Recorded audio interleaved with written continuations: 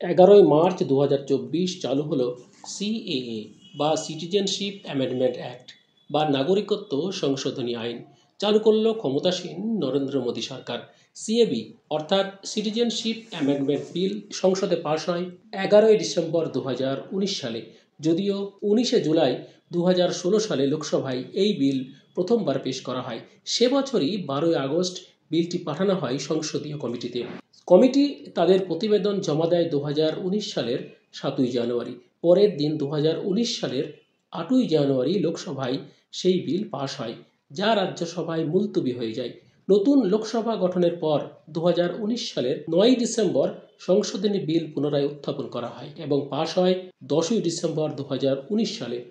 বিলের পক্ষে 311 ও বিপক্ষে 80 জন সাংসদের ভোট পড়ে। 11ই ডিসেম্বর 2019 সালে রাজ্যসভায় পাশ হয়। পক্ষে 125 ও বিপক্ষে 105টি ভোট পড়ে। 12ই ডিসেম্বর রাষ্ট্রপতির সম্মতির পরই আইনে পরিণত হয়।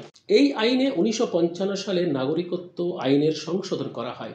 বলা হয়েছে 31শে ডিসেম্বর 2014 সালের আগে যারা ধর্মীয় নিপীড়নের কারণে বাংলাদেশ, পাকিস্তান ও আফগানিস্তান থেকে বিতাড়িত হয়ে এদেশে এসেছেন, যেমন হিন্দু, বৌদ্ধ, খ্রিস্টান, শিখ, জৈন, পার্সি ধর্মের মানুষ যারা অভিবাসী, তাদেরই নাগরিকত্ব দেওয়ার কথা বলা হয়েছে এই নতুন আইনে, এই সিএএ বা সিটিজেনশিপ অ্যামেন্ডমেন্ট অ্যাক্টে। তবে মুসলিমদের বাদ রাখা হয়েছে এই আইনে। এই সব ধর্মের মানুষ যারা 1 বছর ভারতে রয়েছেন এবং 14 বছরে অন্তত 5 বছর এদেশে বসবাস করেছেন, তাদেরই এই সুবিধা দেওয়া হবে। কি কি দিতে হবে আবেদন করতে? নিজের সম্পর্কে দেওয়া তথ্য যে ঠিক তা হলফনামা দিতে হবে। যিনি আবেদন করবেন তার চরিত্র সম্পর্কে তৃতীয় ব্যক্তি হলফনামা দেবেন। আবেদনকারী যে 8ম তফসিলে থাকা কোনো একটি ভাষা জানেন তার সমর্থনে হলফনামা জমা দেবেন। যদি আগের দেশের পাসপোর্ট থাকে তার জেরক্স কপি জমা দিতে হবে। ভারত সরকারের কাছ থেকে পাওয়া ভারতে থাকার কোনো অনুমতিপত্র থাকলে তার জেরক্স জমা দিতে হবে। সবটাই নিয়ন্ত্রণ করবে কেন্দ্র সরকারের বিশেষ পোর্টাল। সেখানে রাজ্য সরকারের কোনো ভূমিকা থাকবে না। এতদিনে 5 বছর আগে মতুয়াদের দেওয়া প্রতিশ্রুতি পূর্ণ করল সরকার। এর জন্য যাদের কাগজ নেই তারাও পোর্টালে আবেদন করবে এবং শুধু লিখতে হবে যে তারা কবে এসেছেন, সেই তারিখটুকু জানালেই হবে। এতেই তারা নাগরিকত্ব পেয়ে যাবে।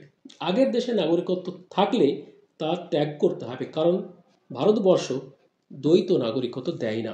যিনি আবেদন করবেন তা প্রথমে যাবে কেন্দ্রের নিয়োগ করা জেলা কমিটির কাছে, তারপর তা যাবে বিশেষ ক্ষমতাপ্রাপ্ত কমিটির কাছে। দুটো কমিটি নিয়োগ করবে কেন্দ্র। বিশেষ ক্ষমতাপ্রাপ্ত কমিটিতে 2 জন সদস্য থাকবেন।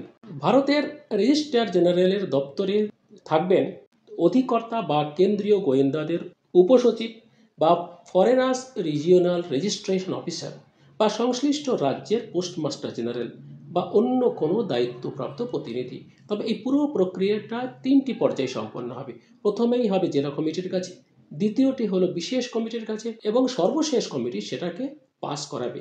যদি বিশেষ কমিটির কাছে কোনো ব্যক্তি তাদের তথ্য জমা দিতে অপারগ হয়, বারবার বলা সত্ত্বেও যদি তাদের তথ্য জমা না দেয়, তাহলে তাদের নাগরিকত্ব খর্ব করার জন্য বা তাদের নাগরিকত্ব না দেওয়ার জন্য তারা সর্বশেষ কমিটির কাছে সুপারিশ করতে পারবে। এ হচ্ছে সেই নাগরিকত্ব সংশোধনী আইন, যে আইনে বিশেষ কিছু ধর্মের কথা বলা আছে, বিশেষ করে মুসলিমদের কথা বাদ দিয়ে, এবং প্রতিবেশী রাষ্ট্র যেমন পাকিস্তান, আফগানিস্তান এবং বাংলাদেশ থেকে যারা এদেশে এসেছেন তাদেরই এই নাগরিকত্ব দেওয়ার কথা এখানে উল্লেখ করা হয়েছে। সেটি কার্যকরী হলো 11ই মার্চ 2024 সালে।